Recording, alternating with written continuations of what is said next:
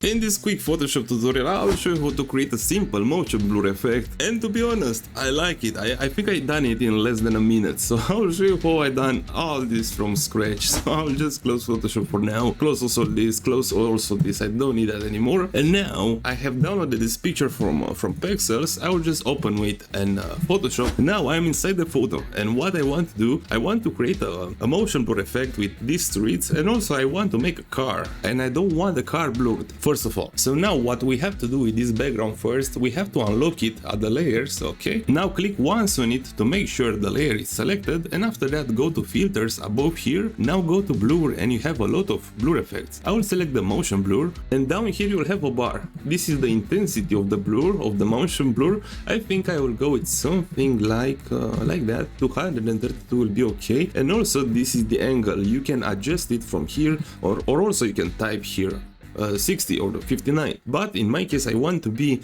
a horizontal blur, so I will just select 0 at angles, and once you're done, press on OK. And now we need a car on this, so I have another file right here. This is a photo, so I will just right click on it, open it in Photoshop, and I will show you very quick how to make this car a PNG. So here at the left you can locate object selection tool, select this tool, and now click once on the car, or either you can include everything which you want to make a PNG inside. Once it's fully selected, I'll press Ctrl and C and Ctrl and V now, and you can see we created a new layer. Let's go back on our main project and press Ctrl V here, and now Ctrl and T to readjust the sizes. This object selection tool to create PNGs is more complex, and I will place a tutorial in the description of this video because this is more complex than that. Alright, so we created the nice motion blur effect with a PNG. But don't forget Ctrl and T, readjust the size. Once you're done, press on enter and you're done. This is how to create the motion blur effect in Adobe Photoshop. If you want to go a step further with all this, what I recommend you to do to make it more realistic, I will just click on the layer on the car basically, Ctrl and C to copy and Ctrl and V to paste, and now we have to place this copy on the original car, and now we have to select the layer underneath, and the same thing, go to filters, go to blur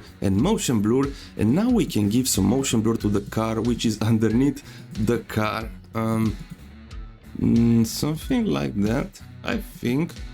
Yes, it's working. Okay, press on OK, and now you can leave it like that, or also you can place it into the left side so you can make this effect of the car moving. I like this trick and I use it quite a lot in Adobe Photoshop. I recommend you to try if you didn't know about this. I hope this tutorial helped you out, and thanks a lot for watching.